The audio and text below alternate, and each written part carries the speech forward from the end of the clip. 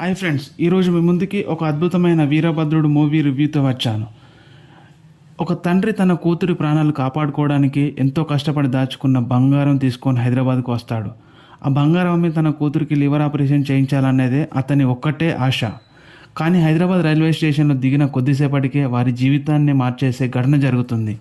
కొంతమంది దొంగలు వారి దగ్గర ఉన్న బంగారం మొత్తం దోచుకొని పారిపోతారు. చేతిలో డబ్బు లేదు, బంగారం లేదు. కూతురు ఆపరేషన్కు సమయం దగ్గర పడుతుంది. చివరికి తండ్రి కూతురు ఇద్దరు పోలీస్ స్టేషన్కి వెళ్ళి ఫిర్యాదు చేస్తారు.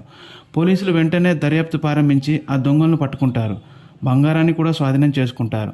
అంతా సవ్యంగా జరిగిపోయిందని అనుకుంటున్న సమయంలో మరో పెద్ద సమస్య ఎదురవుతుంది. మీ బంగారం మీకే ఇవ్వాలంటే కోర్టు అనుమతి తప్పనిసరి. కోర్టు ఆర్డర్ వచ్చిన తర్వాతే తిరిగి ఇవ్వగలం అని పోలీసులు చెప్తారు. అక్కడి నుంచే మొదలవుతుంది అసలు కథ. తన సొంత బంగారం కోసం కోర్టుకు తిరుగుతూ ప్రతిరోజు కొత్త సమస్యలను ఎదుర్కొంటూ ఆ తండ్రి కూతురు పడే బాధ మనసును కదిలిస్తుంది. చివరికి న్యాయం జరిగిందా? కూతురు ఆపరేషన్ సమయం జరిగిందా? వారి బంగారం తిరిగి వాళ్ళ చేతికి చేరిందా?